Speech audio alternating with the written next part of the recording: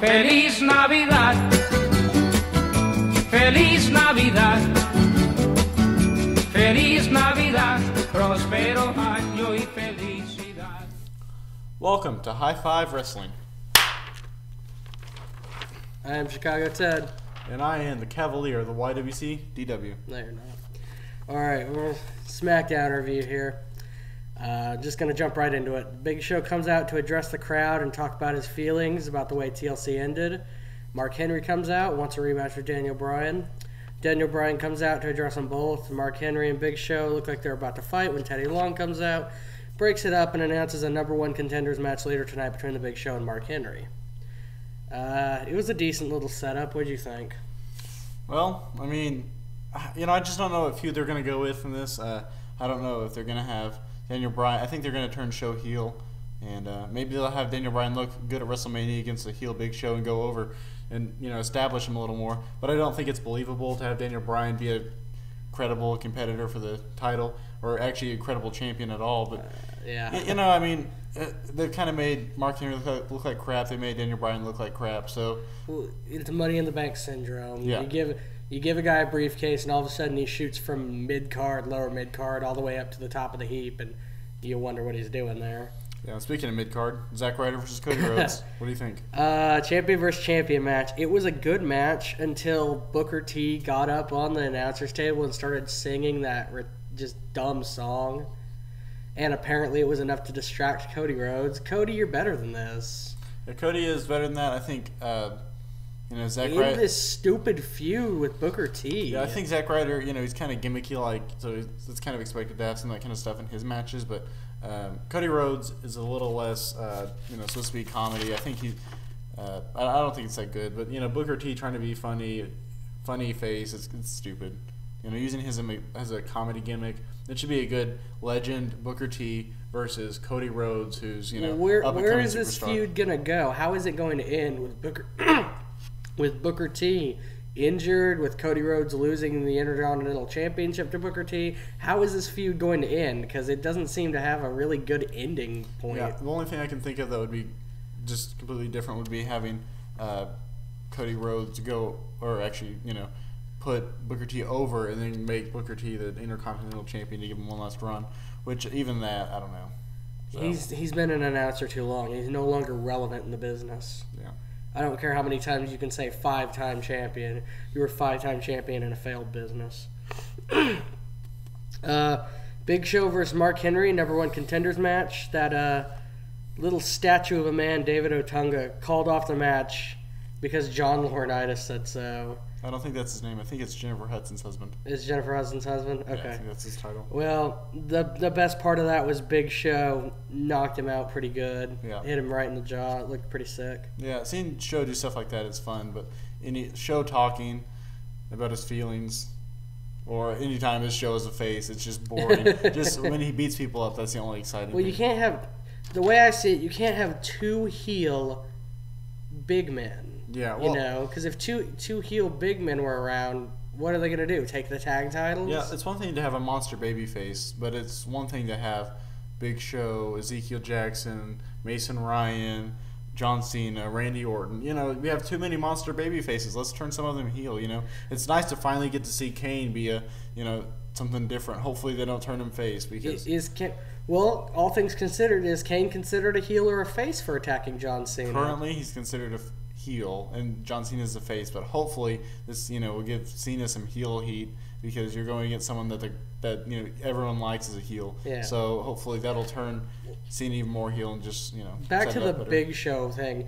They can't make the Big Show heel yet because Mark Henry is getting his chance to be a successful heel, something he hasn't really gotten much of. Well, he got a 5-minute match. I don't know how much of a success he is, but I think Who held the title, for the first time in 9 years? cool, or maybe longer than that. I don't know. Big Show had a 9-year title. Oh, run. 9. That's what I'm I thought talking you said about. Mark Henry. Oh, okay. Well, I think Mark Henry is a more believable heel Yeah, with I his do. Hall of Pain than Big Show usually is with his, heel status. Well, a lot of rumors are saying that the reason that Mark Henry got the title off of him was because he was actually injured. So what I think they're going to do is have Show go over Mark Henry eventually, and then Show turn heel, go against Daniel Bryan, and then Daniel Bryan, or have Show put over Daniel Bryan and make Daniel Bryan look a little more credible, even though it's a little late for that. He won't look credible. He would have to win for 5 straight months, and then we'd get John Cena syndrome with him. Yeah. It's just not going to work out. All right, Miz comes to interrupt SmackDown and be a douche. Sheamus comes out to challenge him, and Sheamus wins. Yeah. Interesting match. I really didn't have my eyes peeled towards it too much. Did you watch it at all? Well, I mean, watching Sheamus as a face, it's kind of, it's the same kind of deal. It's where he's just he's a better heel in the ring. But, it was probably match of the night. I don't like that he went over the Miz clean, though. But other than that, he kicked Miz's head off pretty good. Yeah. Wade Barrett comes out to address the crowd, wants a title match, leaves the ring. Randy Orton comes out and attacks him on the ramp. They fight into the ring. Then Barrett runs away, and Orton gives chase, and that's where I thought the segment would end. But a camera guy actually followed them, and they had a seldom-used backstage brawl, which they used a few good, decent hardcore, throw him against the fence. I was hoping that Randy would put Wade Barrett through that plate glass window in the background, but it just wasn't meant to be. Yeah. He still RKO'd Wade Barrett on top of a car and left a good head-sized dent in that car. And I think it was a pretty good segment.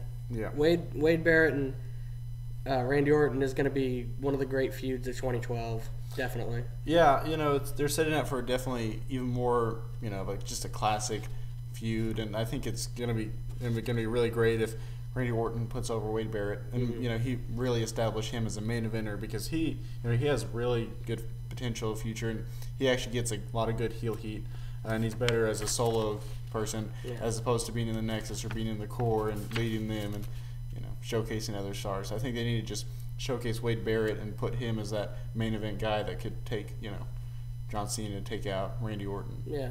So, yeah. I mean, potentially even win the Rumble. Maybe, I'm thinking by the time or at May least, rolls around, he'll be a good champion, but I don't want to see him win the Rumble, so when he's in this feud with Randy Orton. Well, maybe win the next Rumble afterwards or win. If he won the 2013 Rumble, I could see that, but when he's entrenched in this great of a feud with Randy Orton, to just give him the Rumble would be a little bit sudden, in my opinion. Well, the next match was Primo, the introless. Yeah, versus Kofi Kingston.